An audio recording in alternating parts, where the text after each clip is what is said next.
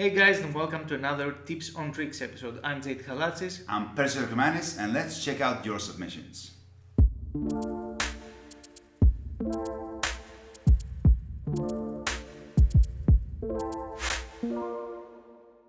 So this submission is from Chirolo54, and let's see what it looks like.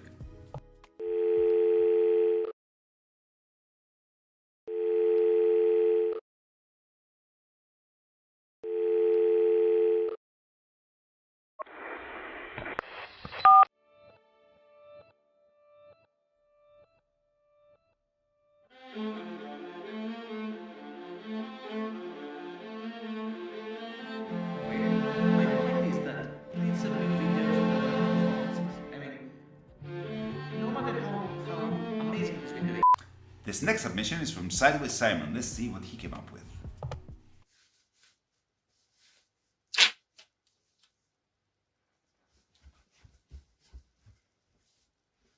The show is called Tips and Tricks for a reason. You submit us some tricks and we give you some tips on that because we have some experience, from performing, and we can help you make them better. These types of submissions. It's funny because Simon has already submitted, so he knows what our show is about. Yeah. So why did you go down that route, man? Why you joined the dark side, man? Yeah. No, be honest. Be honest. I'll be honest. Send us full routines, full tricks, however you want to call them, but not just moves and slides. We cannot help with that. So this next effect is from OP, and let's see what it looks like. Hey guys, OP is here. I want to show you something with a coin. I'm going to roll up my sleeves first, so you will not think it's going up my sleeves. Now you can see the coin and you can even hear the coin, right? Because I have a ring. Now I will do it with only one hand, so you will not think I'm doing anything suspicious. Watch. A little squeeze, and the coin is gone. Cool. Okay, maybe not. Thanks for the submission, OP. Wait. It's replaying because it's on Instagram. There you go. Thanks for the submission, OP. That was a wonderful. Should we call it a routine? It was barely a routine. It was too short. It was too short, yeah. Yes, it was We one needed phase. more phases in that because it was very nice. So let's start. Yeah, there are a few things we need Yeah. to talk to you about. First of all, since you're using the sound at the beginning with your ring, we think that should be your theme. Yeah. You can talk about how sound affects us, or how sound travels, or whatever, and maybe use that in your scripting instead of just being a coin vanish. Or Yeah. Also, I think you mentioned a very nice script about sound, about how sound drops, and oh yeah, you can tell. For instance, I had this idea last time when we were talking about it. That have you noticed that when you're at a how do you call it? a building with A building with apartments. multi-stories, yeah. And it's always the upper neighbors that do all the noise. It's because sound travels Downwards. Towards, yeah. So at the end, when you reappear it, you can somehow connect that with it. Let's talk about the sound and how it travels downwards, and at the end, Yeah. the coin drops from the ceiling or whatever. Would be very nice tie-in with the script. Yeah. Also, in the beginning, you say you do the move where you Yeah. cling it Yeah. and do the sound, and then you say I'm gonna roll up the sleeves, and then you do it again. So just keep in mind that maybe you should start with I'm gonna roll up my sleeves and then do that. You know what I mean? Yeah. Probably, we believe probably you're doing that to condition the other Yeah. to the move, but it's an unnatural move. So Yeah. maybe try and find a better way to justify it. But if you had the script talking about sound, you could say, so I'm gonna roll up my sleeves, and then go into the script and Yeah. then justify the move where you produce the sound. But other than that, great moves. I just wanted it to be a bit more, lengthier. Lengthy, yeah. Yeah. Thanks for the submission, man. Thank you. Our next submission comes from Rocket AFN. Let's see what he came up with. I'd like to show you a trick. It's not a hard trick to learn, and it's not a hard trick to perform. I don't know if it's hard to watch or not. I'll leave that up to you. It uses two things. One is a rope. The second thing is also a rope. That's right, two ropes. I am having a little bit of issue with this trick. Small issue. Nothing big. I can fix it. It requires two ropes of equal length, and man, I just can't seem to get this trick to work. I don't know why. Oh, maybe it's because I'm using 2 different sized ropes. Well, let's put some tannins knowledge to the test I've learned this week. Let's see, Teller was talking, and Michael too, they were both talking about reasonable motion and always having a reason to do something. So I'll try that now. If we take the end of this rope and the end of the other end of this rope, and we combined it with the small rope, we'll give a blow. That's a reasonable action. And a tug, that's another reasonable action. To the point where they actually turn into 2 equal-sized ropes. That's what I need for the trick. However, it's tough because this trick isn't always reliable. I'll tell you why. These ropes don't always like me either. Sometimes they, well, I'll show you. If we tie a knot, they don't like that. So I'll tie a knot here. I'm no Boy Scout and not tying I am a Boy Scout in magic. Not sure if that's a thing though. We'll tie a knot, and you got to be really careful and handle these ropes the right way, because if you don't, well, sometimes, yeah, that happens. We'll get back to the ends later. But again, it's not easy working with ropes. Siegfried and Roy can work with Tiger. I can't work with ropes. I don't know what's wrong. I remember talking about outs. That's right. So here's my out. I found if you make this loop and you loop the giant rope through the smaller rope and give a snap. Watch. Oh, it moves. It moves, and it starts moving down the rope, all the way to the bottom, all the way to my hand. You can see it move all the way down. Just like that. To now, it looks like an actual loop. Corny joke time. Ready? Here we go. There's a loop. I'm in the loop. Get it? Terrible. Alright. Remember those ends I put away earlier? Yeah, these. Now it's time to use these, because now I gotta put the ends back on this almost impossible object. Wait a minute, it is impossible. So we'll put the ends back. I found if you pinch them just like this and you loop it through once, twice, just like this, you get some pretty cool magic. Just like that. Now we have 2 ropes of equal size again, and I can show you the trick I wanted to show you. So here we go. We'll take the 2 ends and we'll tie them, because I don't, well, that creates 1 giant rope. I don't want 1 giant rope. I want 1 giant loop. I could use a small one, but it won't fit. That'll make sense in a second. Here we go. We'll tie them together. Now what I basically made is a giant necklace. That's exactly what I'm going to use it for. You see, if we take this giant necklace and we put it over my neck. Now you know I'm a magician, because only a magician wears ropes around his neck. That's right. Okay, jokes aside, I'm going to try something almost impossible. Don't know if it'll work. Let's hope it does.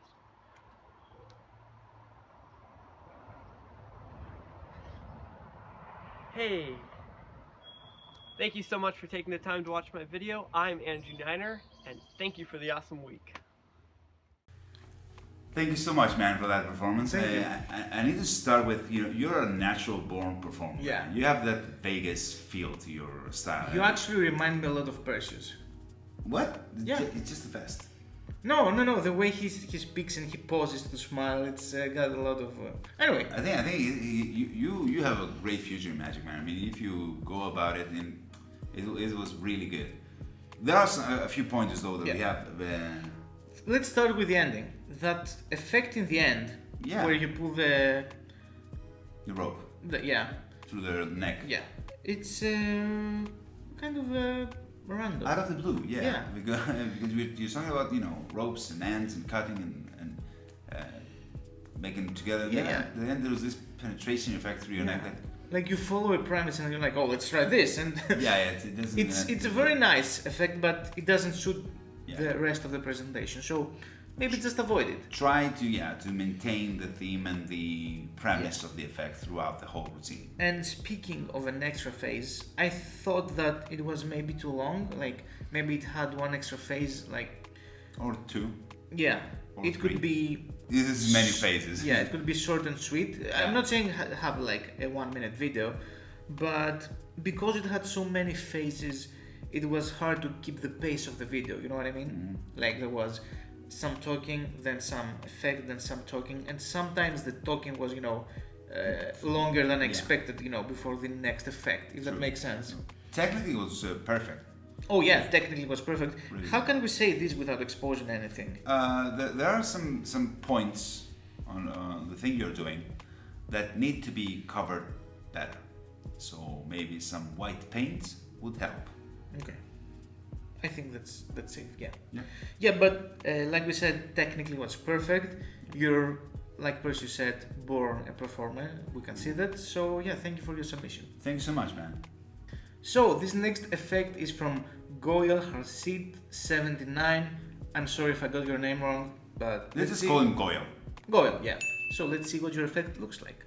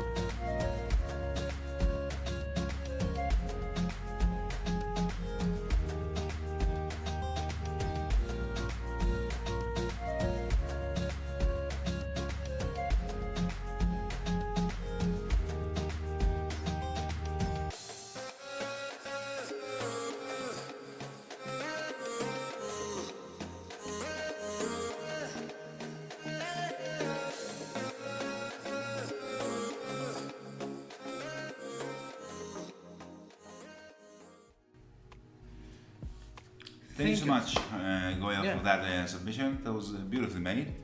But So we have a couple of notes. we have a few. Okay, let's start with the general style. You apparently like flashy handling Yeah. of cards and flourishing. Flourishes. Sometimes it doesn't work that much. Like I can't say the name of them, but I understand that you're a flashy magician, but in the end, you destroy that when the last vanish is like. Bam, yeah. You know what I mean? Like, you obviously like flashy moves, so maybe make the cards disappear in a flashy way. They vanish. Because I appreciated your flashy style throughout the whole video, but then indeed you did this vanish, and you know, it felt completely out of place, you know what I mean? Yeah. That's true. So try to stay consistent with your style and your moves, etc. Okay. Let's start from the beginning. Yeah. When you begin, you do a move. to- We've already said the name of this move. Yeah? Yeah. You do a pass before you cut the deck. Yeah. And there are many more, much more realistic and simple false passes, false cuts Yeah. to do. So I would avoid that, you know. And then you're fiddling a lot under the deck. Yeah. We're thinking that you're trying to get to catch a break, like we said. Yeah. And Try there are specific methods. that can accomplish that, like this. Yeah, because it's telegraphing that Yeah. you're actually trying to do something. I mean, we can see your Yeah. fingers moving, and there are methods to make that invisible. So yeah, we suggest. Can we say what we suggest? We should just this. It's done. And hit me up on Discord. I'll show you. So also, you do a spread technique that we are allowed to say that it kind of messes up your deck. Yeah, you kind of bevel the deck, you know, to make Like the a spring, spread. Yeah, but you can easily do a natural, normal spread that, you know, respects, and that's also for you to have the life of the deck of cards Yeah. being lengthened if you treat them better. Yeah. So it kind of, you know, goes hand to hand with what I opened with, that you're a flashy magician and you do flourishing moves. And when you do the first sandwich where you throw the cards Yeah. over the spread, first of all, I'm a strong believer that you either do a card stunt or magic.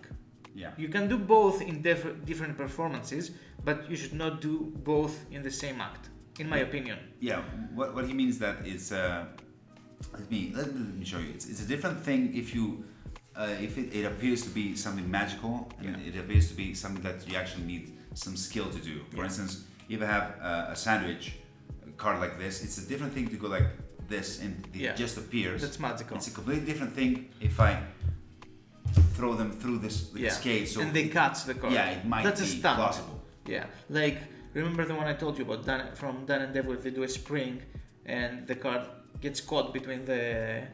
Oh yeah, the spring. That's amazing, and it's a card stand, and I like it. Don't think that I do not like this, but because your whole presentation is around, magical appearances and vanishes, I think that this sandwich, does not belong here. Yeah.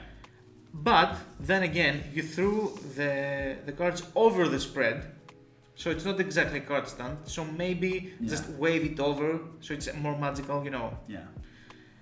That's of course nitpicking right now because Yeah, we're talking about style and flourishing, etc. But that's why you submit your videos. Overall, it was a wonderful routine.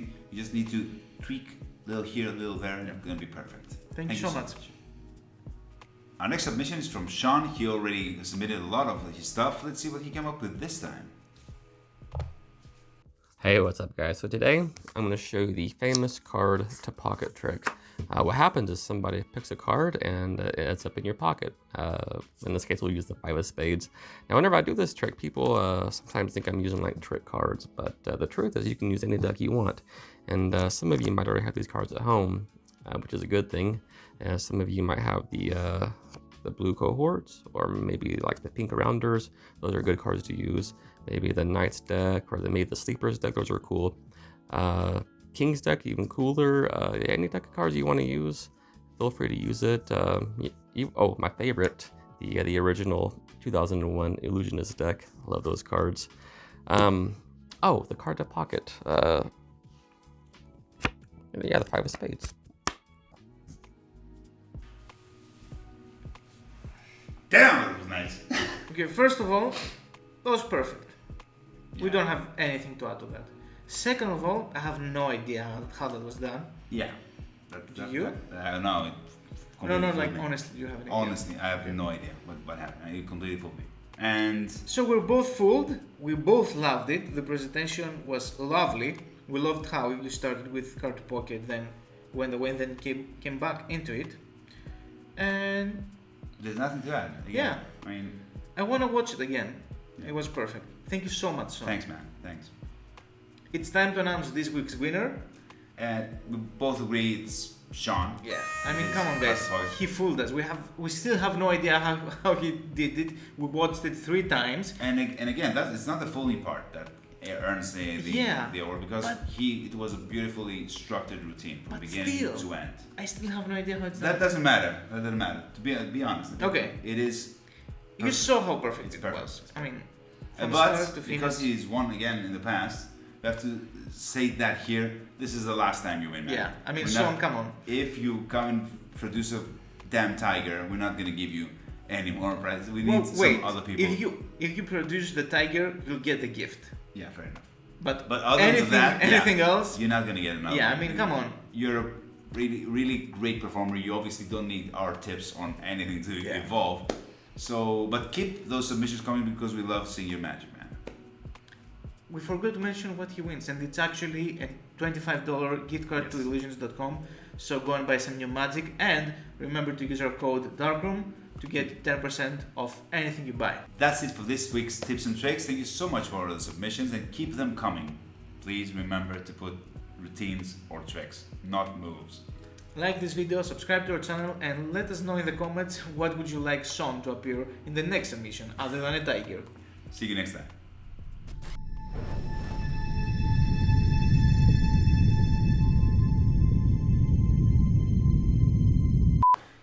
It is time to announce. God damn it, what's with I don't know. Have you been watching Peter McGinnon's videos again? every night?